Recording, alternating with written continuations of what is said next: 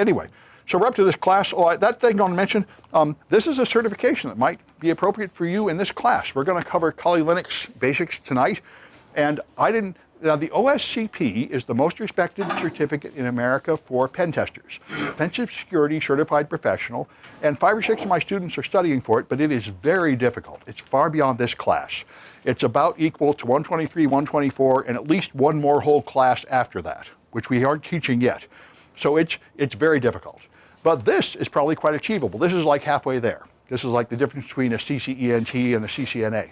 So I don't know, it's new. It just started this year, January of 2017. I don't have it, but it's probably gettable. So this is something you might want to look at. There's a Red Hat Linux certification for normal Linux administrators that is very respected and difficult to get. This would be the Security Linux certification. And the other Kali Linux certification, OSCP, is greatly respected. So I imagine this is probably good too. These guys are not idiots, and people respect them. For example, Certified Ethical Hacker is pretty much junk. Those guys are a bunch of bums and they have no respect in the industry. The only people who respect them is the US military because they've cultivated the relationship. But real pen testers have no time for Certified Ethical Hacker. They will just laugh at you if you send them a resume with that on there. But they will pay attention to OSCP, and I think they might pay some attention to this too. So in case you're interested, that would be a cert to look at. And if I should get it, and then maybe I should change this course to be more tied closely to the cert or teach a course like that or something, it's a good thing to think about. And I put it on my news links. So here we are. This is 124. We're on the second day here. Did anybody come to add? Okay, I won't worry about it. Okay, good. I'll have add codes at the break. And I've got the first day handout here. You can grab then too if you didn't get it before. Anyway, so we had the first class and there's a video online of what I did then. And today I'm just going to go up to chapter 2, which is using Kali Linux. So this is just a basic introduction to Linux. I didn't bother making slides. I'm just going to demonstrate it. And I made a little page that just lists the commands to demonstrate. This is just how to do a few essential things in Linux. You're certainly not learning a lot of Linux system administration, but you should know enough to be able to do the basics of the command line. Everything we're doing in Kali, you do at the command line. The GUI is just put there to humiliate beginners in Linux. As far as I can tell, that's its only purpose, that to let you use a mouse in Linux is so they have a good excuse to laugh at you, because nobody does it. And especially now that everything's on the cloud, you typically don't even have a GUI. You do it all for the command line or scripting. So you have to learn to get comfortable doing things on the command line. And at first, it is baffling and unfamiliar. So here's Kali. I think it's the latest version, or pretty close. At least it's 2017. I've tried to. One thing about Kali is they don't support old versions anymore, so you pretty much have to use a new version. And the versions are pretty fouled up. They break things a lot. My poor exploit development class last semester suffered a lot because they kept messing with GCC. So the compiled code comes out goofy, and that fouled up a bunch of the projects. But that's life. So there's Kali Linux is your standard. And so I'm just going to go here and bring up my page that reminds me how to follow along. I'm just going to demonstrate basic Linux stuff. If you've actually taken a real Linux course like 160A, you can leave or go to sleep or something because you'll know all this. But if you don't know Linux, you certainly should learn the basics. So if I go home, CD takes you to your home directory. If you want to know where you are, PWD shows you your working directory. In Linux, in Kali Linux, you're always root. And there's only one user account, root, which is very strange and not recommended at all. And normal Linux distributions do not do that because that's very unsafe. That's the way people used to use Windows XP. They'd log in as administrator all the time, and so they'd constantly get infected with the viruses and stuff. And Linux bragged about one of the many reasons they were more superior for security is that, for example, Ubuntu Linux, you're not root. You're running with a less other privilege account, and when you try to do an administrative action, you have to elevate to root with sudo. And Microsoft eventually did the same thing in Windows 7 and Vista and their later versions. But in Kali is an attack tool. So the one important thing to realize is that Kali is not secure at all. It is an attack platform. You should not be doing banking or logging into email in here, because attack tools are very vulnerable. This is why one fun thing at DEF CON is to go there, and anybody that's running attack tools like those Wi-Fi things, Wi-Fi pineapples, you can just hack into them and take them over. And it happens all the time. if you're running an attack tool, it's typically very insecure because it's a weapon. It's not a defensive platform. They're different. Anyway, so we run as root all the time, so you're in /root. If you want to see the structure of Linux, it's up here at root / if I do ls, I'll see the Linux file system, which includes mount and user and var and lib and boot, and temp should be there somewhere. There it is, temp. These are the standard folders that contain Linux basic system files. These are the equivalent of C Windows and C Windows System 32 and all that jazz. Their system files live in these things, and you typically don't mess with them unless you're customizing your Linux, putting in drivers and stuff. And the reason everybody in America uses Kali is because you don't have to do much customization or loading drivers. It's got all the drivers for any common hardware, and it's got all the hacking tools you need pretty much already installed and working. That's why people love it. But this is the main structure of it. I'm going to go home to my root, and I'm going to make a directory of 124 and go in there. So I've got a nice empty directory to play with. So if you do ls, you see all the files in the current working directory. And I have nothing because I just created the directory. But there's not really nothing. If you do ls-a, you'll see that it contains two objects, one called dot and one called dot dot. This is the same as Windows. Those are what makes the tree structured directory. The dot is the current directory and the dot dot is the parent directory. And those files are what links directories to other directories, so there is a tree structure going up to root and down again.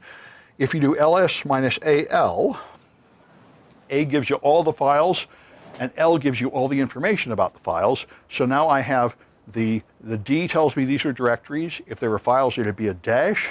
These are the permissions. Then I have the link number, I thought. Maybe I've got that wrong. 27 is an awfully big number. Might be true in this case, though. And then the owner of the file, the group the owner is in, the size of it. Directories have this size. Then the date and time it was last modified. That's what you're seeing here. The same thing you'd see if you view a Windows file system in details view.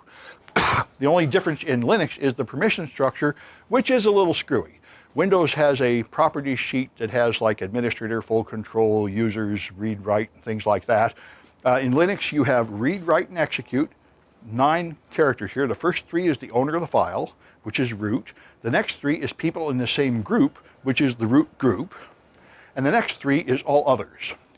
In Kali, there is only one user account, root, so this all kind of makes no sense. The only one you'd pretty much ever use is the first 3. In other versions of Linux, like Ubuntu and Mint and stuff, you might have multiple user accounts.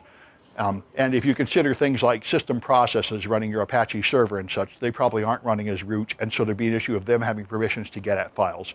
But this is the main thing, read, write, and execute. I have full permissions to do whatever I want with that directory as long as I'm root, which is what I am.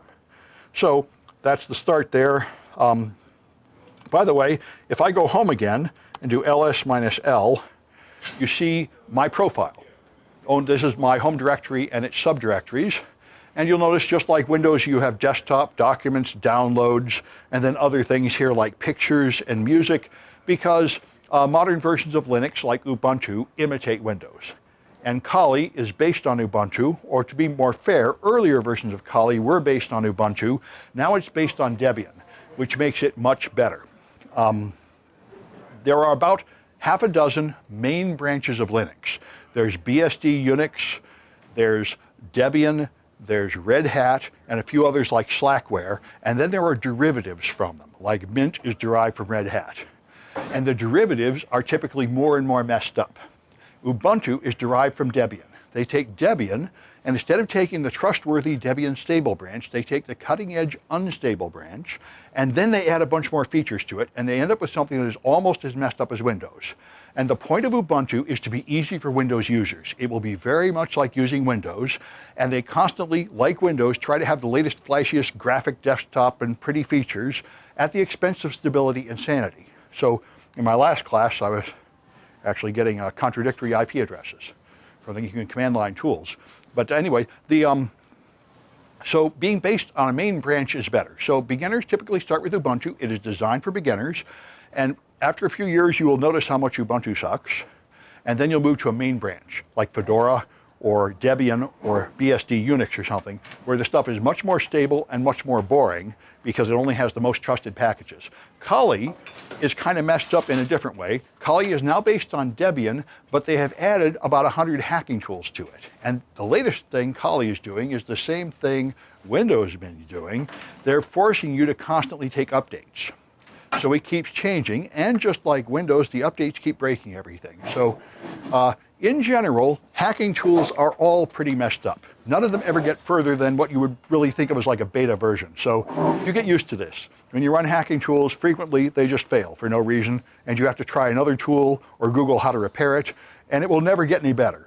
Because if you get it working, they will update things underneath it because it's an attack tool. It's not like Microsoft Office where 100 million people are using it and they want it to work. There's only a couple thousand pen testers using it, and as long as it works like 90% of the time, they're content, and that's where it stops. Yeah? You said CentOS is an exception to that rule. Which one? Cent? Cent. I've heard CentOS is supposed to be binary compatible with Red Hat or something. It might be better. Different people have different philosophies. The old school hackers always used Slackware, which is very hostile to the user, very difficult to use, but it had more of the features they like, and you expected to be a Linux expert.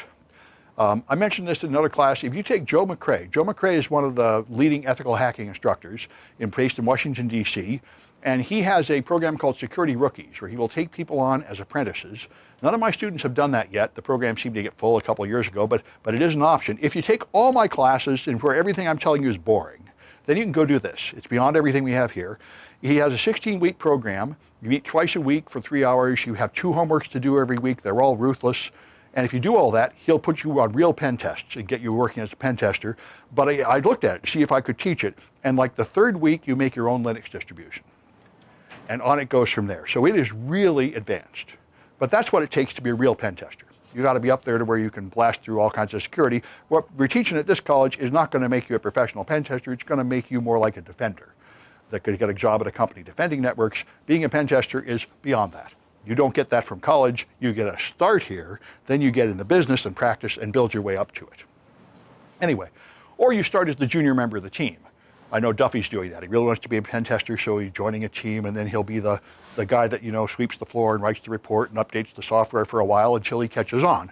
You don't have, not everybody's the super genius. He'll be the apprentice on the job for a while, and that you can do too. He can do that because he has a lot of good industry contacts. Anyway, so this is the home directory. Linux is case sensitive. If I want to look in my documents and I try to go documents, I won't get in because there is no directory called documents. It's capital D documents. This always frustrates Windows users. However, to compensate for that, both of the Windows and the Linux command line, you should get out of the habit of ever spelling anything out. You have tab completion. Just give it DOC and hit tab. This is a really good thing because you know it's there. So never spell more than the first couple letters of anything. Use tab completion, because if that fails, you know something's wrong. And frequently something is wrong because you get confused about what directory you're in, something has a different name than you expect, and so on.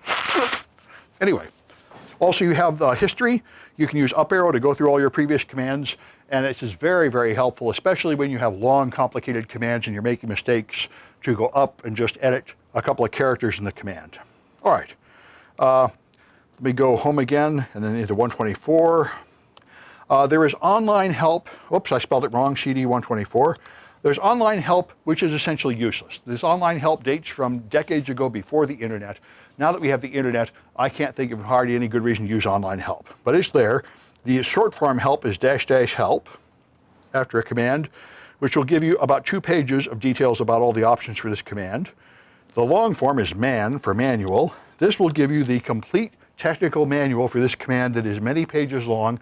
Both of these are far too much information to just give you a headache, and when you're done just trying to torture yourself and you actually want to get the answer, you go to Google and you type ls examples and you get some blog that somebody wrote with like a nice explanation of what it does, a few examples.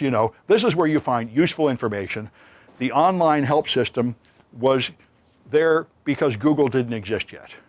Since then, only the most cruel people would subject themselves to that when they just want to figure out how to do something. Now, if you really want to understand a program in depth, then you can read that stuff. But it's pretty tough. It's like reading the RFCs that define an internet protocol. It's usually far more detailed than you actually want to do what you're doing. All right. There's user privileges. You can create users.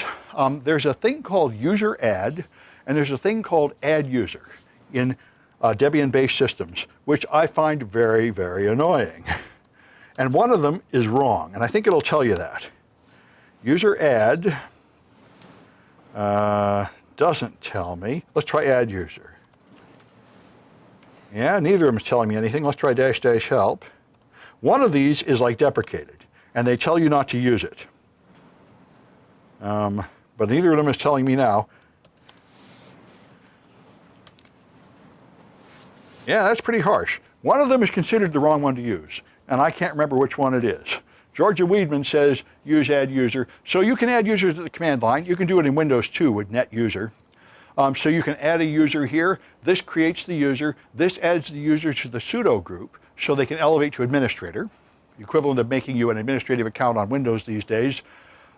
This switches the user to Georgia. Then you can add another user. This way she creates a few user accounts so you can play with permissions. I'm not going to bother. It's not something you do very often. But if you do want to actually play with permissions and practice locking an account, one person out of a account or out of a folder or something, you can do it after you make a few users.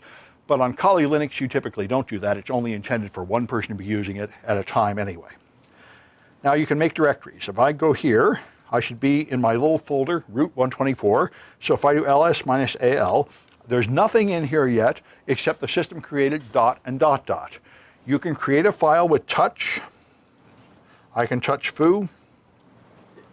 And if I do ls-l, there is now a file named foo, and it has this creation date and size 0. There's nothing in that file. By the way, here's a fun fact. You guys know a little security, so you know your MD5 hashes. So let's edit that file, nano foo, and put in hello in a text editor. This is the lame text editor that wimps use, which is what I do, because it gives you a help message at the bottom so you can remember the commands. The pros use VI. How many people use VI? Okay, good for you. I can't use VI. The only thing I can remember is escape :WQ to get out of VI and then use nano. But VI saves you keystrokes if you use it every day. If you don't use it every day, you forget their obscure keystrokes. And when you're done, by the way, I should mention, by the way, if you're a total wimp, if you actually want to use the mouse, then don't let your Linux friends know you did this. But there is a graphical editor called LeafPad in Kali. This is like Notepad. You can click File, Save, and stuff like that. Just don't ever let your Linux friends know that you did this, or they will like lock the door and spit on you. But you can actually use, you can get all the way up to like Windows XP, Windows 95 version of Notepad here, which is far too convenient. Anyway, I'm not that wimpy, I use nano, but there are levels of shameless wimpiness available to you if you want them. Anyway, so I've made a file called, with 5 things in it, 5 letters, called, I put in hello, and I guess it has a carriage return or something at the end, so it's 6 bytes. Now, there are a few interesting things you might worry about, so let me solve a few problems here. One thing I might wonder is why are there 6 bytes in that file? One thing I might like to know is why that happened, and I like to use hex edit. If you want to really know what's in a file, I don't want to see ASCII text. I want to see the raw bytes. Hex edit will do it. Now, hex edit might not be there. If it's not there, you can add it. Here's, by the way, how you add software. Always do apt-get update first. I think now it's just apt-update. You can do apt-get, but all you need is update. What apt-update does is it connects to the servers and fetches the repositories. You should always do this before you install software because the people that make Kali Linux are running servers that contain repositories of software all installed and ready to go. But they keep changing it. So when you install software, it will install based on your local copy of the files that are available.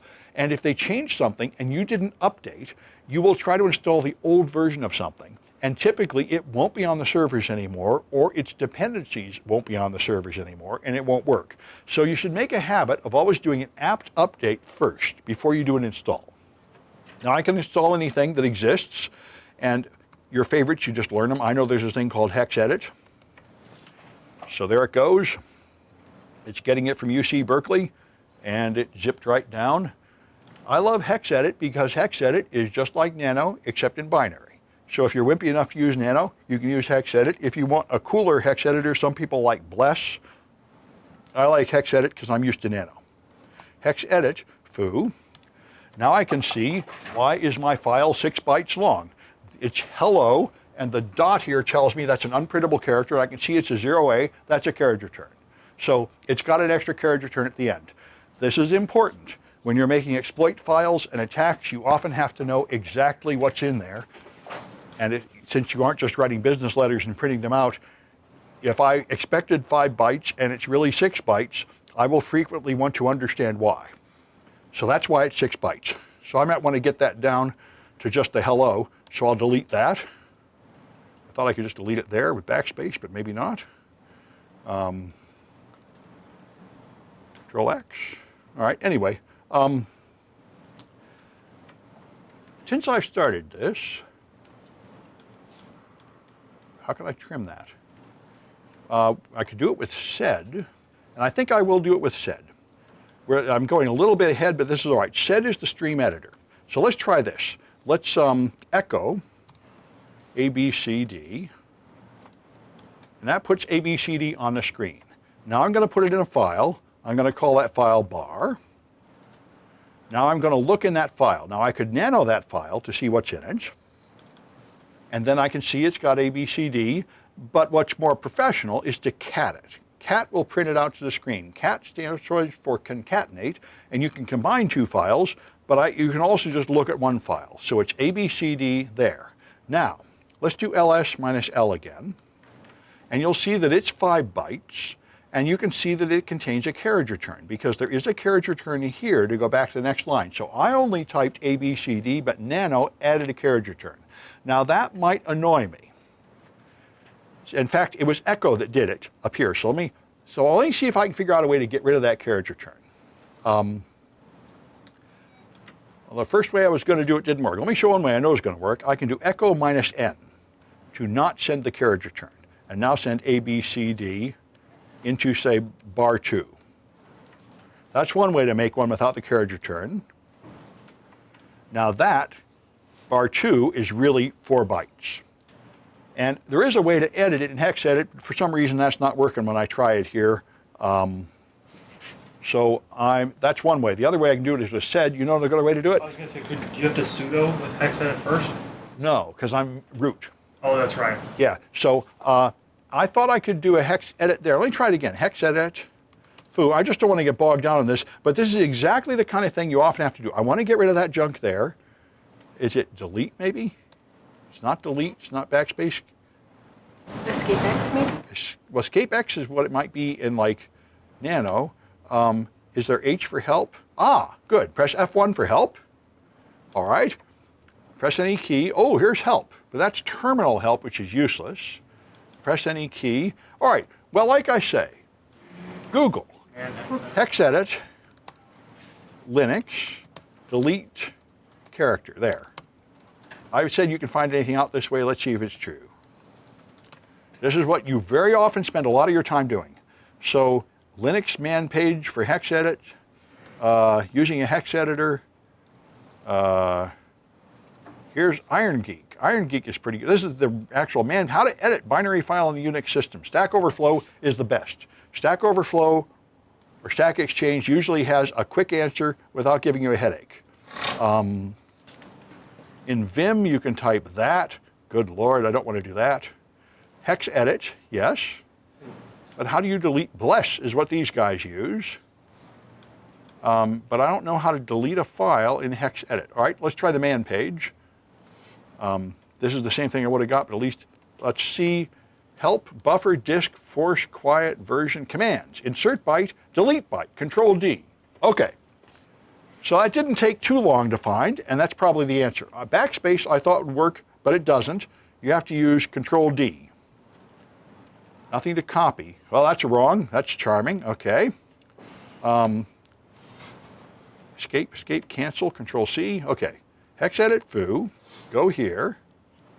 press Control D, and it tries to copy. So this manual page is charming enough. Delete is supposed to delete too. Isn't that swell? Okay, I'm going to quit for the moment. Because I think it used to work, and that I think we're down into the stuff I was warning you about. When you're using Kali, stuff quits working at random, sort of like Windows 10, because things are changing underneath you. Anyway, here's one way to do it, is word count, echo. There's a way to echo just a certain number of characters from a file. Top, head, that's lines though. Anyway, I'm not going to stop getting distracted and go back to my planned diagram. It's left as an exercise for the student to figure out how to eliminate that carriage return. So here you touch a file, you can make a directory, change your directory, you can copy files and move them. And this is something I wanted to show you that I thought I might trick you up with. So if I do ls-l, I've got this file called foo that contains hello and a carriage return. Now I can calculate the MD5 of that file with MD5 sum, I think. Yeah, that worked. Okay, MD5 sum foo. Okay, so the MD5 of that file starts with 008. So let's copy foo to foo2. Okay? So foo2 also has 6 characters, but it has a different name. Is the MD5 the same or not? Any votes? No. No is the most common answer, and it's wrong. This is a fun, important fact. If I do the MD5 sum of foo2, it's the same. It starts with 008. MD5 is a sum of the contents of the file. The file name is metadata, and it doesn't matter. The date timestamp, the owner, the permissions, all that is not included in MD5. All it does is verify the contents of the file, and that's a useful thing to know. The Windows property called System Restore, that feature that repairs your client machines and lets you roll it back to the way it was last week, is not present on Windows servers for this reason. Because File Restore replaces the contents of the file, but it does not replace their metadata, and it destroys servers. It destroys client machines too, something I learned only years after I'd been using it. When you do a system restore to the way it was last week, it does not go 100% back to the way it was last week. The metadata is not restored, and that can lead to problems. So a fun fact to know. Anyway, so that's how you copy a file and you remove files with RM. You've seen your permissions. Oh, I haven't changed permissions. So let's make a script. Nano, let's see, I'll call it P. So I'm going to make a script that does echo hello, and then date, and then ls. Just commands I could have typed at the terminal, but this script is called P. So if I want to run it, I can type bash P. And the bash is the editor. Oh, neat. How is that possible? Okay. I must have put a quote or something in my file. I did put a quote and not another quote. It's a fair cop. Okay. So now I can bash P and it executes those commands. It does hello, date, and then it did ls. This is a perfectly fine thing to do, but often people want to make the thing automatically run. So to make it automatically run, you have to put a shebang line in it. It always has to be the first line, and that is shebang, and then the path to the thing, the program that runs it, which is bin bash for this kind of script that runs using the bash command shell. So if I save that, now I should be able to run it just from a file name. I was doing this last night in the other class. So if I put in the name of the program the way you would in Windows and run it, it doesn't work. Because unlike Windows, the current directory is not in the path. If you type the name of a program without the whole path, you have not specified where it is. So both Linux and Windows will hunt for it, and they will hunt for the path. And I should be able to see it with set. The path will be in here somewhere. That's too much bother. Let's try this. Echo, it's $path, right? Dollars on both ends or just one end? I don't remember. Good. There's the path. So this is where it's going to look. User local sbin, user local bin, user sbin. But my current working directory of /root is not in the path. So when I type P, it doesn't look in my directory for it, and it doesn't find it. So to run it, you have to tell it where it is, which is ./p. My current directory is always dot. So now it's going to find the file, but permissions is denied. Because if I do ls -l, the p file is not executable. It's not that I need to be root, I am root, it's that the file doesn't have the execute permission. I have to give it that, and there's chmod for that. There's a numerical version of chmod, but it's good enough to just use this version where I do +x, that will add execute permission to the file. Now if I do ls -l, now it has execute permission. And because I'm a total sloppy hacker, it has execute permission for everybody because I just don't care. There is no other user, and I'm not securing a box, I'm just trying to get the job done. So now I can run that file with ./p, and now it executes. So this is how you adjust permissions, and that's a game. In both Windows and Linux, by the way, you can lock yourself out of a file. I could do chmod 000p, and now if I do ls -l, nobody has any permission to do anything with this file. And yet, I can do a directory and see it because I'm not accessing the contents of the file, I'm accessing the metadata, which I'm allowed to see. And both, you can do this in Linux, in Windows too. You can lock yourself out of a file, deny full control, but you aren't really locked out because the file still has metadata, and the metadata tells you who owns it. And both Windows and Linux are discretionary access control systems. So every object has an owner, and that owner has discretion to determine what happens to it. So I can chmod plus readw execute p, and now I'm back to having permissions again because I'm the owner. Even though I had no permissions, I could not take away my right to change the permissions because the owner has that right. So that's a useful fact. Even if you get locked out of something, you can just let yourself back in as long as you're the owner. And you can actually take ownership of things in Windows, and I think you can do it in Linux too, although I don't know how. Anyway, I showed you how to edit files. You can use VI, but VI is a lot of work. And if you're a wimp, you use Nano. And if you're a real wimp, you use LeafPad, but hide that from your friends. So now we can use grep and sed and awk. These are quite useful. So let's have a file to play with. Here's the one from your textbook. Georgia Weedman just made a list of hacking conferences, which is fine. So let's call it con and put in that stuff. Okay, there's a list of files. Okay, now, if I want to, I can cat that file, and I'll see the contents. If you use grep, then you'll see, I can look for the files that have the letter B in them, and the lines that have B in them in con, and I'll get just the ones that have B. It doesn't have to be at the start. If it has B in it anywhere, it will print it out. This is extremely useful. Very often you have a long list of something, like a list of IP addresses that have connected to a server, or a long list of files, and this is a way you can get the information about just the part of it you care about easily with grep. Now you can also substitute with sed. Sed is the stream editor, so I can substitute Black Hat with DEF CON here. And I gotta have quotes around the S. That's the string. And I think that'll do it, yep. And then the file is called con. That should do it. This will replace it. And now Black Hat changed to DEF CON. I'm sort of surprised it printed it out, but it did. So that's how you can make substitutions in files, and this is often something you want to do. And we're going to play some more games. Then you've got this awk stuff. Awk is kind of interesting too. Awk, let's start with this one, $1, greater than 5.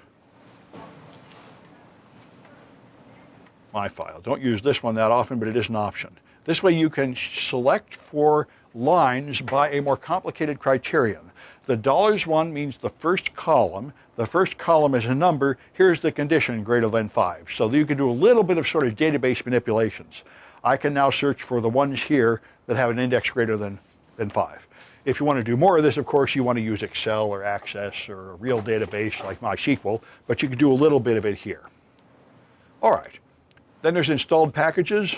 Like I said, act-get update, then you can install something, apt-get upgrade will upgrade your Linux to the latest version, which is a pretty drastic thing to do, and you probably don't want to do it casually, but it is an option. And it's important to know about your repositories. Let's take a look at this file. By the way, here, tab completion is important. I hit tab to finish it. Then sources, I hit tab, it's apt. Hit tab to complete it. Make a habit of completing as much as you can.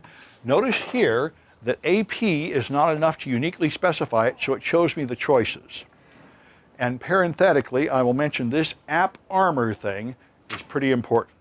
App armor is another layer of permissions that limits what specific programs can do, and I often have to turn it off to demonstrate vulnerabilities like SQL injection. It is by default in almost every version of Linux now. It came from SE Linux that was designed for military secrecy, and it can be very frustrating. You can run commands and not be able to do things, even though you have all the permissions, because there's a second layer of app armor permissions around. So I learned about it the hard way. It blocks things that would have worked in earlier versions of Linux. So sources.list, this is the sources of files you generate or you install over the network. And by the way, if you have a line of text that is too long in nano, it stops and puts $1 here. So the pound in this kind of file, this is a configuration file. Pound means comment. That's almost always the standard. So all these are just comments. These are the CD-ROM that was used to install the operating system, and after you're done installing it, it comments them out because you're not going to continue to install packages from the CD-ROM. In Kali Linux now there is only one repository. In earlier versions there were about 4 or 5 by default. Now there's just one, and it's Kali rolling. So instead of having versions and a big update to the next version, they expect you to keep updating continuously like Windows 10. For some reason, the developers of software love this because they don't have to support old versions. It's pretty miserable for the users because stuff keeps breaking as the developers put in buggy patches. But here you have rolling. So you will find quite often that you want to install something and it's not available in apt-get, because if the people that made Kali did not bother to put it in the repository, you can't install it with apt-get. So then you have to install it some other way.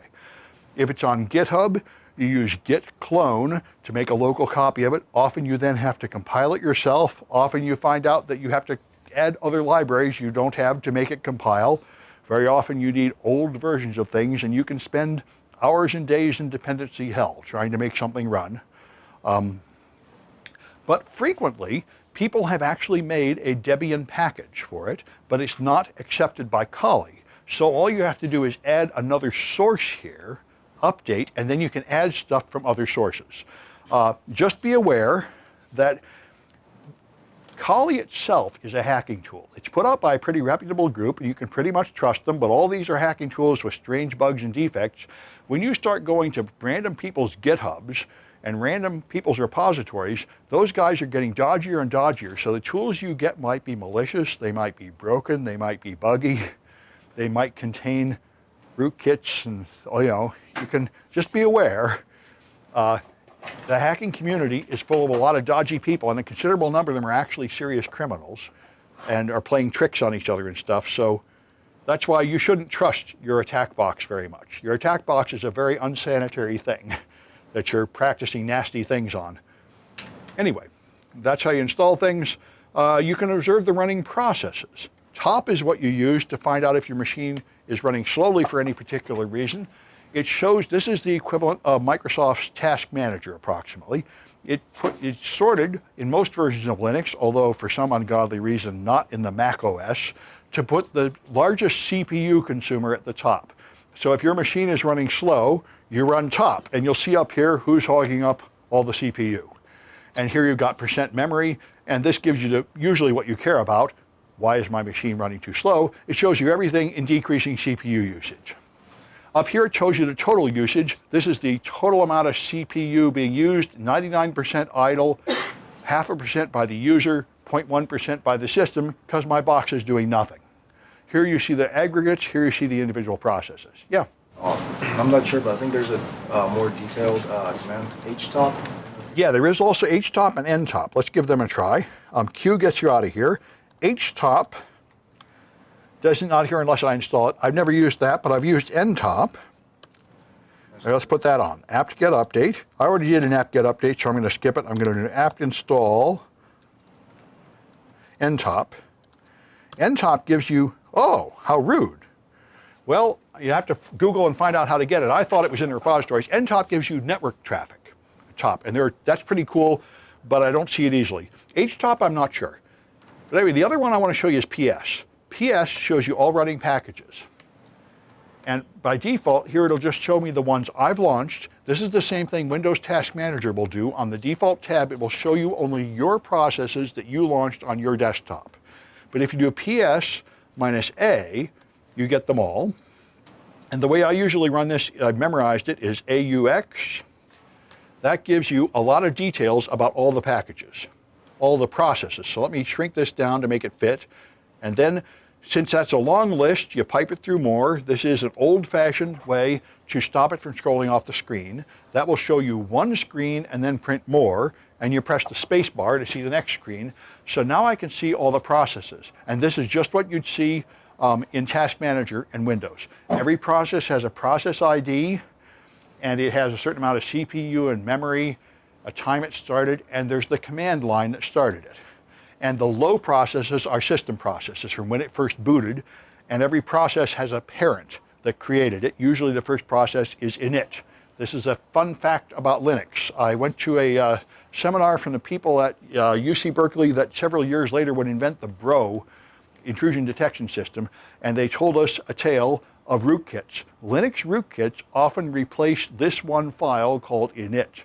And that is the kiss of death because everything in the entire system is a child of init.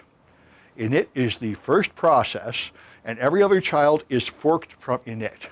So if you mess with init, you own the box in a way that you can't be cleaned off. That was the original rootkit.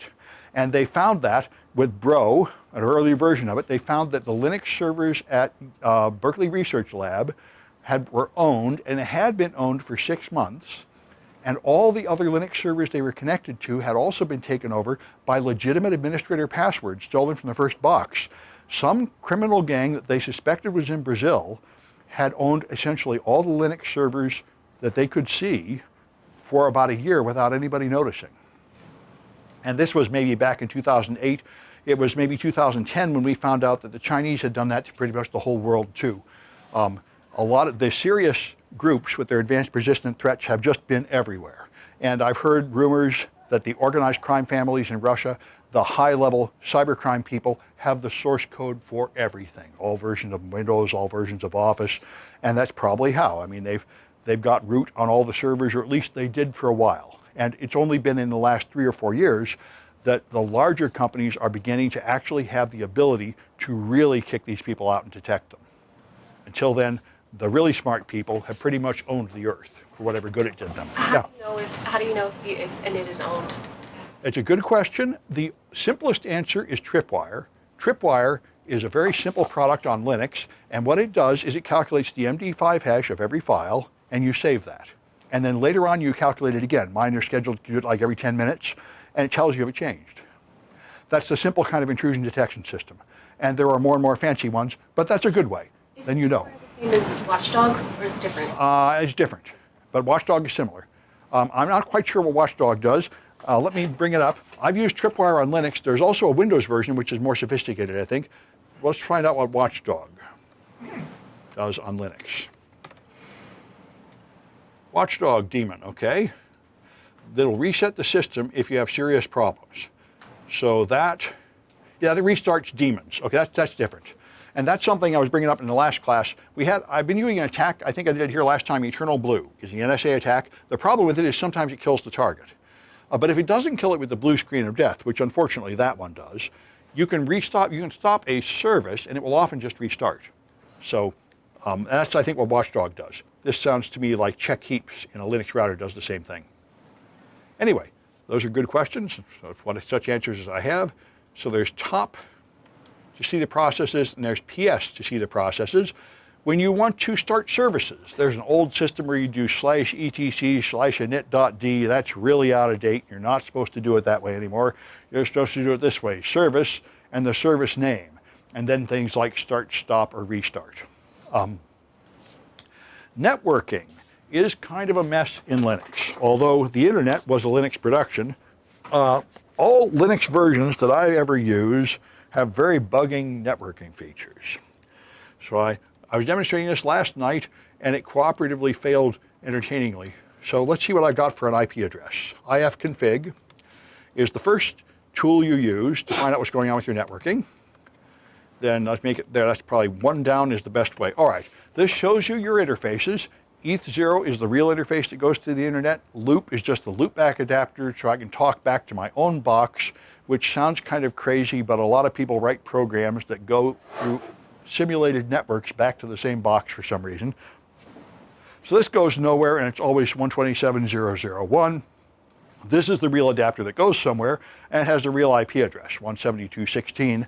It's a private IP address, but it's passing through network address translation to a real one, so I can actually reach servers like Google. The Linux ping will go on forever instead of stopping after 4, but if you get replies from anybody, that means you were able to send a signal to that server and back, so your networking's working. Now, if I change my network type in VMware from NAT to bridged, I'll now be not hiding behind a virtual router, but connected directly to the City College wireless network. Now, what's supposed to happen is this thing is supposed to turn gray and then come back again as it disconnects and reconnects. Now, this is telling me something's monitoring, which is kind of screwy, but I'm not going to worry about it. That should really only be coming up if I'm running Wireshark or some network monitoring tool. But anyway, supposedly, I've now moved to another network. So let's do ifconfig. And just like last night, it failed. This is very, very common. The City College network uses 147, 144 addresses. I cannot get anywhere with a 172 address on this network. If I try to ping Google, it's not there. This is a failure of the system, and this is very common. The networking is the most buggy part of Linux in my machine, virtual machines, and also the operating system inside there. There are various solutions. One thing you could do is restart networking. And by the way, tab completion works here too. I'll need a few letters of network and a few letters of restart. So let's watch up here in the corner. That's the network icon in the GUI, and the GUI is usually very buggy in Linux. But that's the networking connected icon. And when I restart networking, that really ought to vanish and come back, or turn gray and come back, or something like that. And it does nothing. Let's see if that fixed anything. That did not fix the IP address, and I still can't ping Google. So that didn't work. The next thing, I could try to fix it from the GUI. Let's do that just for comedy. You click on this. You have a thing called wired connected, wired settings. Settings, network is ready. Yeah, could have fooled me. Network there, connected, 172. What does this do? Wired, they got me. There's probably some way to renew the address here in the GUI. Oh, something happened. I think I turned it off and back on again, and I got the address. There you go, the GUI actually worked. Now, in addition to being very hard to understand, these GUIs are very often wrong. They'll often have wrong information, and they often don't work. But supposedly this worked, and I got a 147 address. Let's see if that's true. Can I ping Google? Well, that's good. Let's see if ifconfig gets it right.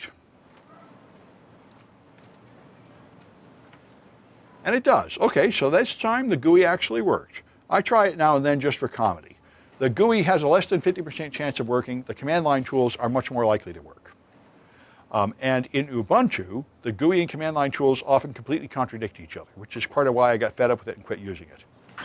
Anyway, so that's one solution. Another solution is DH client. Let me go back to the other network, and we'll see if it automatically configures. It probably won't. I go back to NAT. I do ifconfig. It's still 147, 144. Oh, but here, this thing went gray and came back. So supposedly, it noticed that my network had changed and did something about it. And it did. It went back to 172. It's actually working now. How cool. I can ping Google.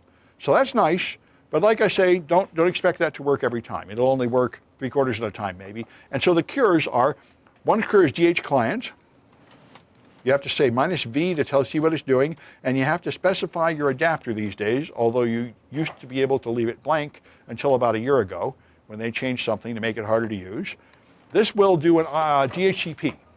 So it will do a DHCP request, get an acknowledgement, and take an address and actually get one. So that's the equivalent of ipconfig/release, ipconfig/renew in Windows. The other thing you can do is ifconfig eth0 down and ifconfig eth0 up to disable and re-enable the adapter. That often works too. You can also restart the whole machine, and often you have to try all these things, especially in VMware, where the networking has always been very buggy.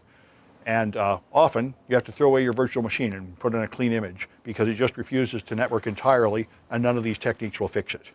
VMware has been very buggy about networking since version 4, and none of the updates ever fix it. Anyway, we've been here for about an hour, and you've seen all this stuff. Let me see what my plan is. I was going to demonstrate a project, and I think I will. Let's take a 10-minute break at 7:03. Let's pick up at 7:15, and then I'm going to demonstrate another Python project. That's my plan after a little bit more of this Linux stuff. And if anybody needs an ad code, I can get them now. I think a couple people did. Let me bring them up. So it's time to carry on. There was a few more things to show you about networking here.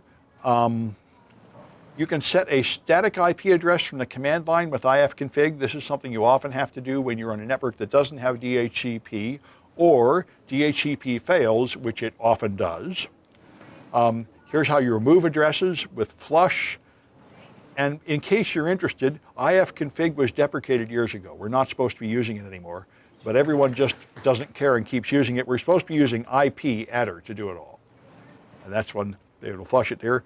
Here you can set a static IP persistently. You edit the interfaces file, which is used to bring up the interfaces. You can put an address here, and then it'll automatically have that address, mask, and gateway every time it restarts. This one is quite useful. I learned this from your textbook. netstat -pant. This is very nice. Now, the one I always knew was netstat -an. This gives you all your network connections, and it's a very long list. So the one I used in both Linux and Windows for years was this one, netstat -an pipe more, which shows you all the listening ports up here, and then it shows you all the current connections and UDP ports and a bunch of extra stuff you don't care about. The main use for this is if I'm running something like Apache, and I want to know if I'm listening on port 80. For example, I try to start Apache and it won't start because something else is already on port 80. I can tell that something's on port 80 here. But what I didn't know until I read your textbook was this one, netstat -pant. This is very nice because it tells you exactly what's listening on every port. And let me shrink the font a little to make it prettier. There. I'll zoom in a bit to make up for that. So now I can see that on port 5432 is Postgres. This is Apache 2. This is Postgres. This is very useful information. Now I know not only what ports it's listening on, but which process is listening on the port. And I have the PID here, so I can kill that process if I don't want it working anymore. And kill is quite useful when you have an annoying process. Like if I'm tired of Apache, I don't want it using up port 80, I could do the polite thing, which is service Apache. It should be Apache 2, I think, stop. There, that stops Apache naturally, and now if I do netstat -pant, it's not listening. But if I start it again, yeah. I was going to say, doesn't tabbing like 3 times successfully also list all the potential options that you have based on the characters that you type?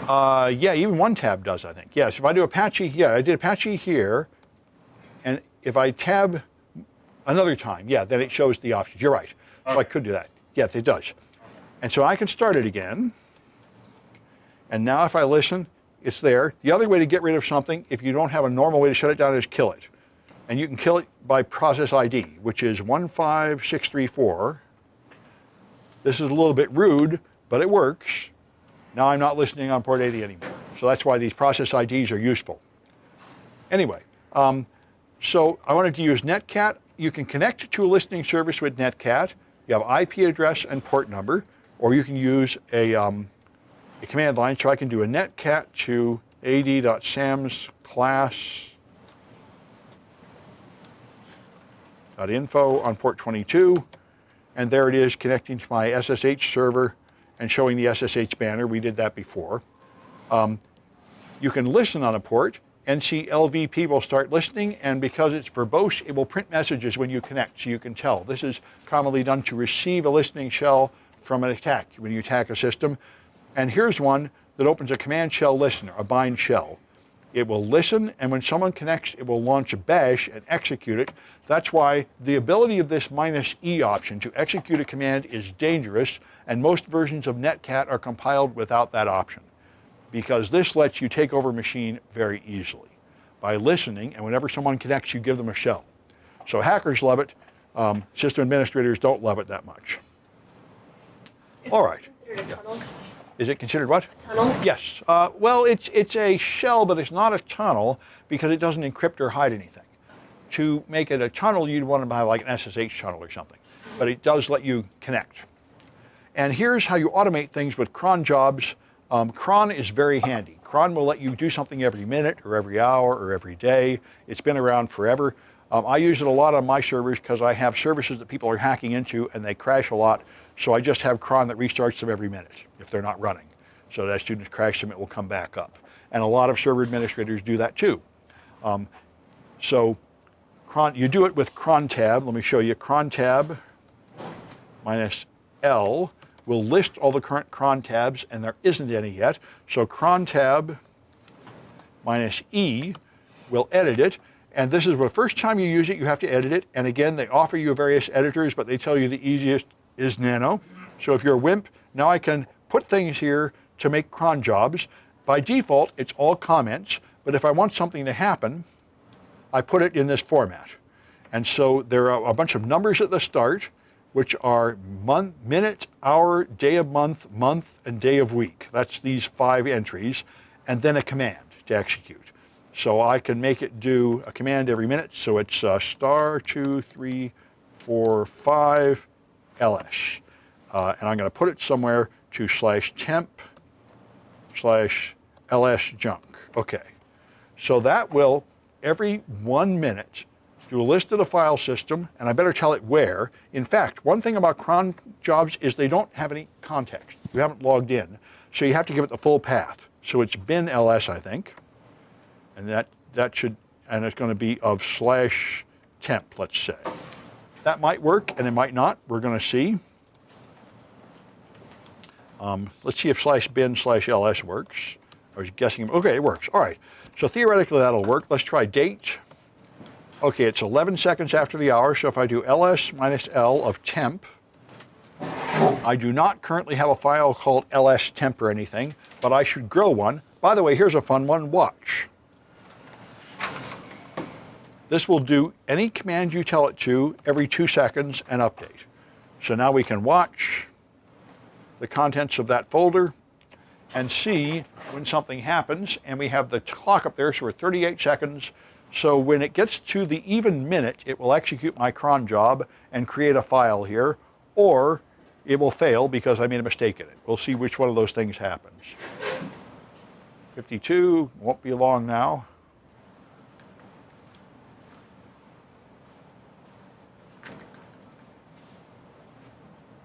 There, it created a file called ls-junk. It worked, and it's going to keep renewing that file every 1 minute. And if I want to see what's in that file, I can just hit Control-C to stop this, and then I can blow this up a bit and do cat temp ls-junk. And it is a listing of the files in temp. That's what I did. It's going to renew that every second, and I have on my server cron jobs, for example, that do tripwire this way.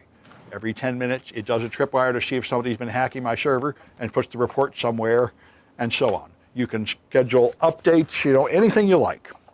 And while my hacking servers every 1 minute check to see if certain processes are running or certain ports are listening, and if they aren't, it puts them out. So I should demonstrate that too. That's actually a good skill.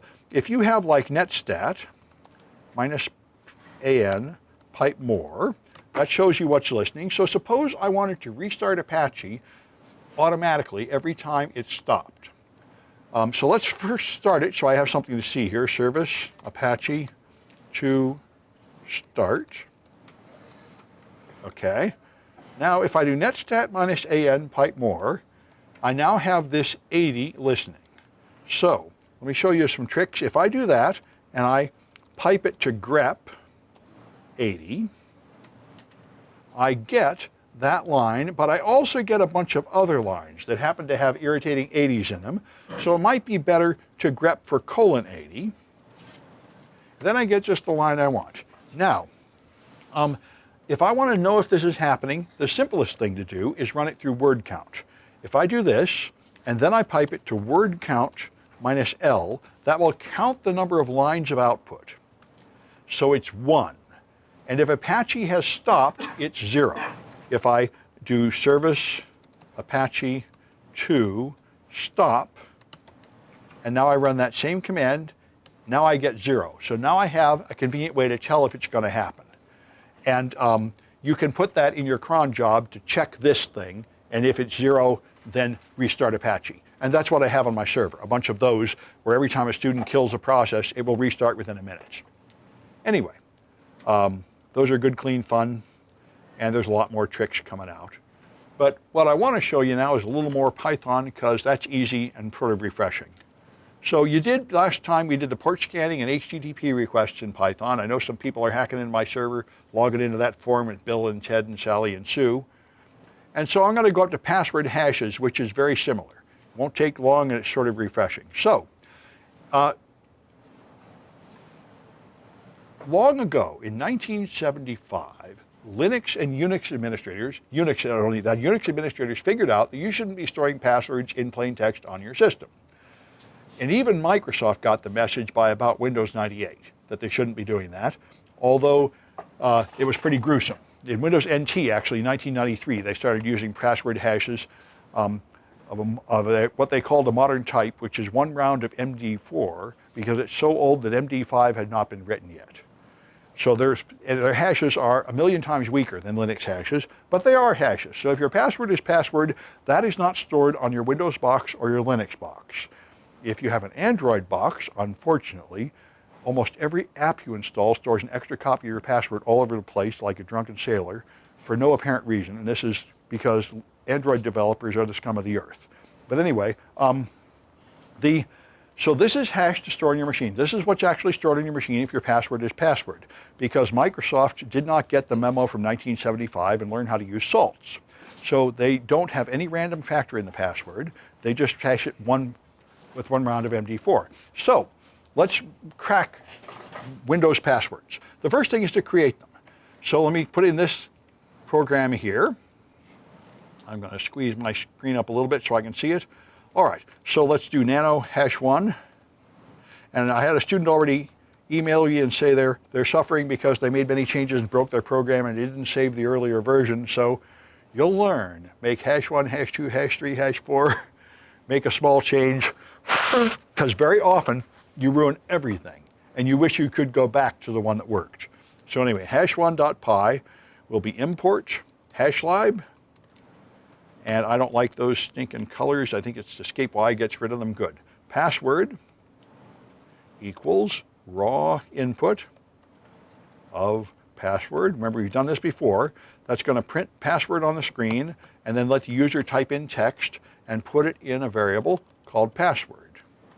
Okay, then I'm going to print hashlib new, and it is MD4 password, because I happen to know that Microsoft uses 1 round of MD4.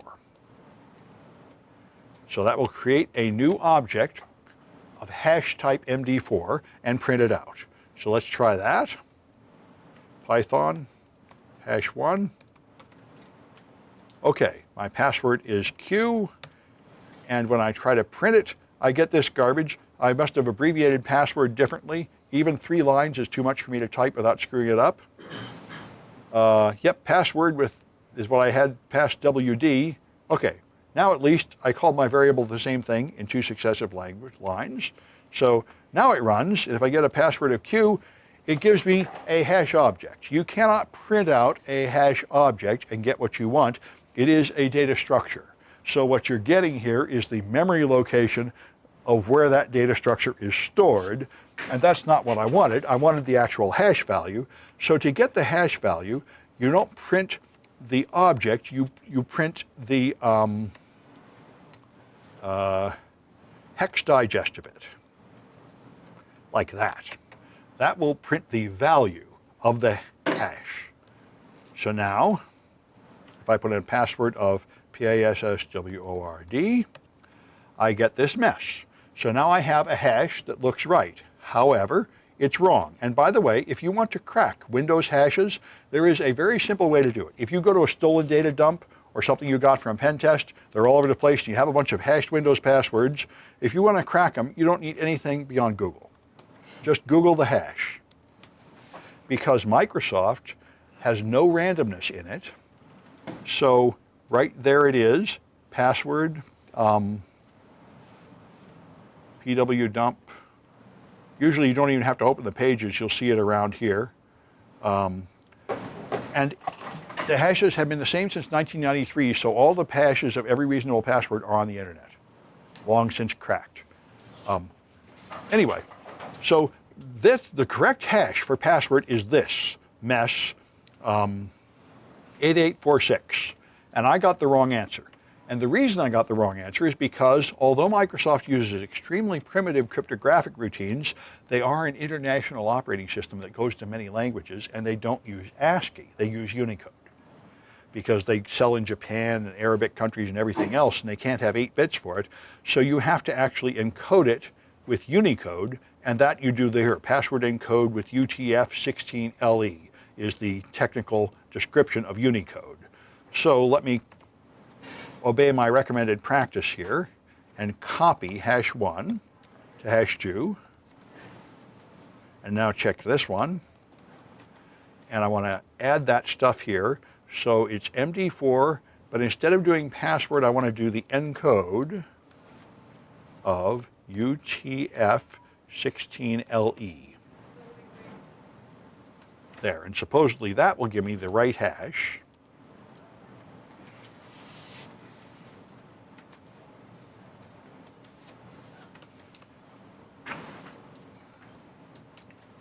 Now I get 8846, which is the right answer. So now I can reproduce Microsoft password hashes. Okay, now there are some challenges. First thing is make a hash dictionary for all 2-digit pins. There are 100 of them, so just make a dictionary of them. This might sound easy, but you will discover, just like you did in the last one where you were doing pins, that you're going to have a special case for numbers below 10, where there's an extra 0 in it, and you can have various ingenious solutions to that. The sleaziest and fastest solution, and the one I used when I was new to this, is just write 2 programs. One goes from 0 to 10, and another one goes from 10 to 99. There are much cooler ways, like count from 100 to 199, turn it into a string, and take just the right 2 characters. But you know, anything that works is good enough. And the simplest technique that works is usually the best. So that's the first thing, get that working. And once you can make a dictionary of hashes, you can now crack into systems. So there's a challenge here for password hashing. Here, I have created an artificial situation so that you can practice programming, because there's plenty of password cracking utilities out there, but there aren't that many that let you specify a complicated pattern. So here's the system. The passwords are all like this, capital CCSF dash username dash and then a pin, like this, CCSF Sam01. And I have Ming, Mohammed, and Sam here. And this is always lowercase, and these dashes are there, and you have a 2-digit number here. So there are only 100 possible passwords, but they're not as simple as just a 2-character pin. So you have to make that dictionary and find out which one matches these stolen hashes. I made the real passwords on a Windows system and used a hacking tool to steal the hashes. And another fun fact is this is the way Windows hashes are stored. This is the old LM hash from MS-DOS, which is not used anymore, but to avoid breaking the format, they fill it with just the dummy value of AAD. So this doesn't contain any information. It's the second one here that is the so-called NTLM hash, the new technology, which is vastly more secure than this one, although still appallingly insecure, because it's MD4. Anyway, so you have to compare this, and you'll find a lot of annoyances. Like the Python hashes come out in lowercase, but this is in uppercase, and so on. And the 2-digit numbers and the 1-digit numbers can give you a headache, and that's all good for you. So crack these 3 passwords, and you'll find that pretty easy. And then The next thing is, so since it's so easy to crack those, they improved the system. So now you have several rounds, and you don't even know how many rounds of MD5. So you're going to have to crack these, and you're going to have to vary the rounds until you get in. So if you try all the rounds up to, say, 50 rounds, you now have 3 hashes times 100 possible passwords times 50 to get it. And you'll find that that's not very hard either. So now you have even more rounds of MD5 followed by more rounds of SHA-1, and you don't know how many of either. But I don't think there's any of these use more than 100 rounds of anything, and you will find that you can crack those too. There's a lesson here, which is that no, you should not be using MD4, MD5, SHA-1, or SHA-256 to hash passwords. Those are all completely wrong. Those hashing algorithms were designed to hash files for integrity control of a downloaded file. So if you download a whole movie and it's a gigabyte, you don't want it to take 3 hours to calculate the hash. So those hash functions are carefully designed to run fast. So you can run megabytes through it in just a few seconds. And for passwords, that is just what you don't want. And as you may remember from 123, if you took it, these Kali virtual machines can try 100 million guesses for Windows password per second with a small fraction of one processor because they're using a fast hash function. They should be using bcrypt or scrypt or PBKDF2, each of which will do something like 5,000 rounds of SHA-1 or SHA-256 just to slow it down. Your hash function should take 50 or 100 milliseconds to calculate. The real user logging in will not notice 1/10 of a second delay, but the attacker trying to guess will really notice it. So if you steal hashes from Kali Linux or the Mac OS, they're the right kind of hash, and you can only guess maybe 10 or 50 guesses per second on that. So if your password is not in the top 1,000, it'll take a long time to find. But if you're using Windows, you can guess 100 million guesses per second. So if your password is anywhere on any list of passwords, you can find it pretty fast. It's much less secure. And I got mad about this. I even published an article in 2600 about it and got various defensive replies from the Microsoft engineers that designed this stuff 20 years ago. But the fact remains that their password storage is fantastically out of date and insecure. But, you know, there's always a million problems with every OS, and it's not one that Microsoft cares to fix. Anyway, so cracking Windows hashes is a good practice for you, and that's what I wanted to show you. I think that's enough for today. I'm going to go over to the hacking lab and help anybody who wants to work tonight. If you want to just go home and work on things, you've got plenty of time. Nothing is due until the 14th. And then you've got a couple of quizzes to do online. Those quizzes are already up. You can take them anytime you're ready. And a couple projects you should have turned in by then. So, yeah. Quizzes are on chapter 2 and 4? Yeah, one on chapter 2 and one on 4. Yeah, because chapter 1 wasn't interesting. And I have 2 quizzes because I want you to be doing the quiz before the lecture. What about 3? 3 comes, I think, later.